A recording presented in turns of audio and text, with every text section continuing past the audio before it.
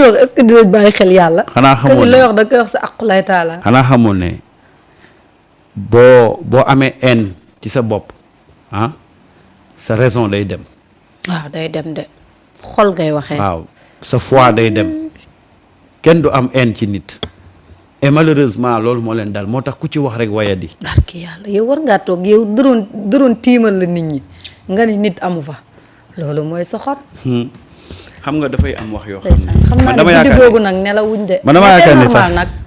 man dama yaakaar ne dañ leen liggéey parce que ca lundi ba moom bëri nañu demoon fee cardiologie. man dama yaakaar ne dañ leen liggéey sax parce que yenn yi boo koy wax du tayeef.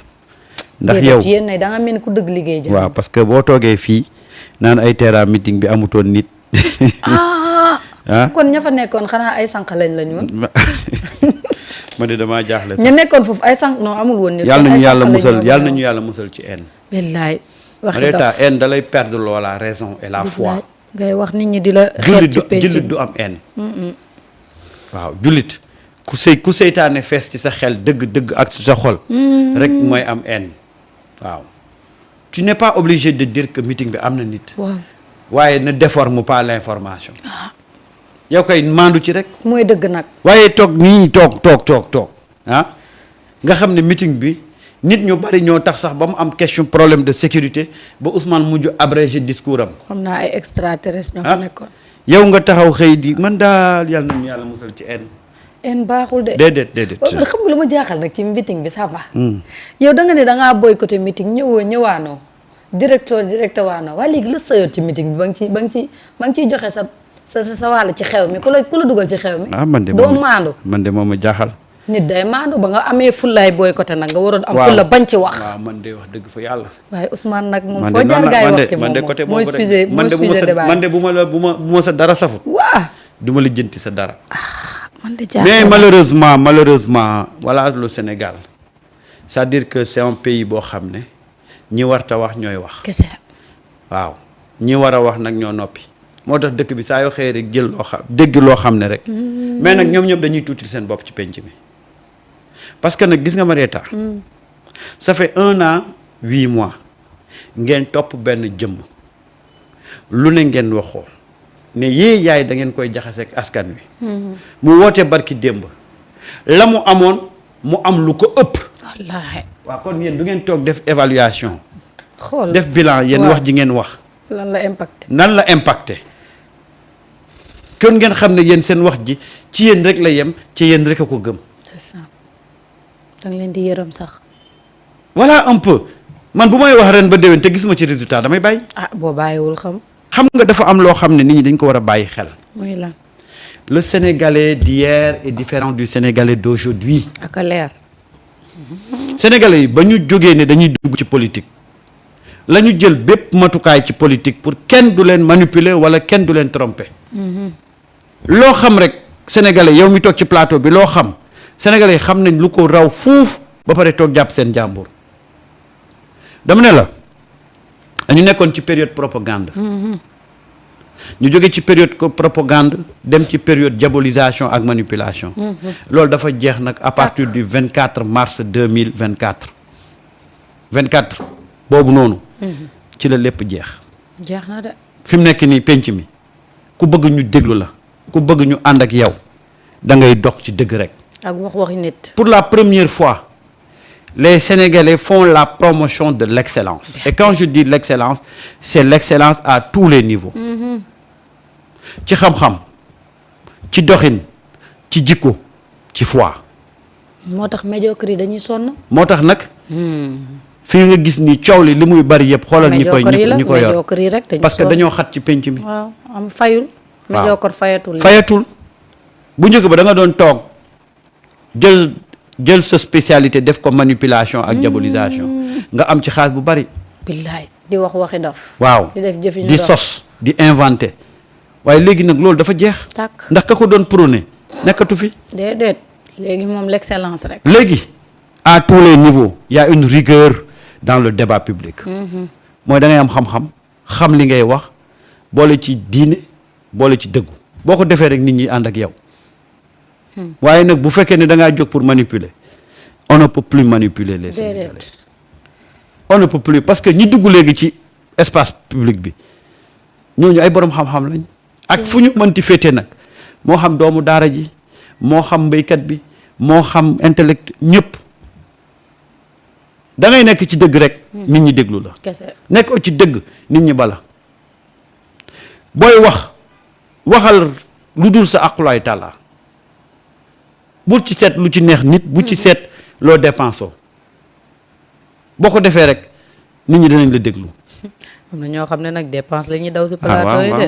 waaw toog di xaar picc bu bële bi. waaw am na ñoo xam ne li ñuy wax noonu waxu non seulement ñëpp xam nañ ne amuñu xam-xam amuñu éducation bi mais dañuy daw dépense mais daw dépense nag da nga koy daw ci dignité de. mais Mangane yaa yee laajte est-ce que ils sont des croyants parce que gis nga boo gëmee yàlla. dafa am yoo xam ne da nga koy jomba wax. xam nga nit ñi dañoo foog ñenn ñi boog ñi réer ñi dañoo foog ne gëm yàlla mooy këpp-këppal ak. déedéet. du loolu de. déedéet c'est beaucoup plus profond que ça. taxawaay bi daf ci am solo ah. waaye toog fii di wax lu la neex. ah kii naan ay à partir de le 8. day dootul nekkati premier ministre. waaw moom xaruwul. ah xaruwul déedéet. ay yow loo xam ci ñàkk jom. dafa waroon xaru ji de. loo xam ci ñàkk jom. tet man kii dëgër fit gi mu am ba naan le 8 soit day démissionné wala ñu dàq ak man assurance bi mu am wala moom li nekk ci xolam la wax. non c'est-à-dire que non dañuy xam-xam lu. di xam-xam de li nekk ci xolam la wax. waaw mais da nga koy wéetoog sa néeg Sénégal tamit nag. da nga koy wéetoog sa néeg gis nga Marieta nit ñi dañu jàpp dañu xamul ne fi mu nekk nii àdduna ci boppam. ñoo weesu période manipulation. wallaay. Marieta dama lay jox le cas du Mali. depuis semaine bi ñu ngi naan la Mali sur le point de tomber. waaw. La chute du Mali. On est à quelques kilomètres pour envahir le Mali. ñan ñoo koy def ay médias occidentaux ànd ceeg des entre guillemets des mercenaires africains. ñoom ñoo nekk di wax loolu. ba yow mi nga xam ne boo xamul information ci nga naan Mali est à un pas de basculer entre les mains des djihadistes. billaay dara du ci dëgg. fekk du dëgg. loolu de mooy bañ sa réew. mais xoolal semaine bii nii saa boo xamul da nga naan saa yoo yeewoo dégg nga ñu ne la Mali mu ngi ci loxo jihadiste yi. te loolu yëpp ay puissance ñoo nekk ci gannaaw bëgg a récupérer Mali parce que xam nga Mali dafa entamé phase d'exploitation lithium. lithium mooy mooy ressource bi nga xam ne moom la ñuy defaree ay lépp lu ñuy charger ay batterie ay lu ni mel. te gis nga dinañ dem ci kanam lithium mooy ëpp doole pétrole. lithium boobu nag ñuy exploiter am ci ay centaines de tonnes et de tonnes dafa am benn société chinoise boo xam ne moom la ci Mali di liggéeyal. waay bàyyi fële tubaab yi. voilà jël chinois yi. mu ngoog. mooy dëgg mooy fulla. loolu nag moo waral depuis boobu ñuy def une campagne boo xam ne tey dañu bëgg lu dul. jël Mali déstabiliser ko. loolu mooy soxore sa réew. mais ce qu'ils sont en train de véhiculer ak li am biir Mali. c'est diamétralement opposé. ci yàlla. waaye saa yoo yeewoo ñu ne la Mali à un pas de xam nga maa xam nga ne Mali ka jiite fulla ak fayda gu mat sëkk la am. non yow tamit. man fii ngay gis yow nga nekk ci continent africain wala nga nekk sax sa dëkk yow nga war a jàppale sa dëkk ci loolu nga xam ne après dafay doon loo xamante ne askan wi yëpp cee jariñoo ngay topp intérêt li ñu lay compal fële nga xam ne matu la dara tax nga yàq sa réew. merci Afa. man daal il vient de confirmer li may wax. c'est une deuxième usine de lithium. mu war a produire des centaines et des centaines de tonnes de lithium. waaye xam nga lu métti puissance occidentale yooyu. le fait que joxuñ leen ko. ñoom ñoo nekk nag et ce qui fait mal à chaque fois qu'on veut détruire l'Afrique on choisit des fils africains pour faire le sale boulot. waaw mooy kii ñi bañ seen voilà da ngay gis des gens maliens ay intellectuels yoo xam ne ñu nga bitim réew mais bu ñu toogee di la wax ci Mali da nga naan Mali fi mu nekk nii mu ngi ci loxo jihadiste yi. te lépp rek c'est de la manipulation pure et dure. am fulla rek ak fayda. ma ne ko am fulla rek voilà ak fayda. ànd ceeg nag ay médias français des médias occidentaux. ñu bëgg ñu présenter Mali comme Mali benn bastion buy tomber la entre les mains des djihadistes. su ma gis lii. c'est-à-dire que tey ce que je ne comprends pas Mali qui veut affirmer sa souveraineté, qui veut changer de cap pour aller vers le développement. Des Africains en complicité avec des puissances occidentales tey ñoom ñoo taxaw ne lool du fi am. waaw toog muy dox la toog muy dox foo dem am na fa ñu leen di compal tuuti. ñu monter toute une campagne de diabolisation autour du Mali. avec des images yu ñu dem jëlee fu kenn xamut di la won semaine bi yëpp dañ ko diaboliser Mali. mais le Mali reste le Mali. avec son homme fort. Assimi Goïta. waaw. moom tiitalu ma ko. ah baax na. kooku moom Samba. kooku moom tiitalu ma ko lu ci war yëpp dina ko ci def.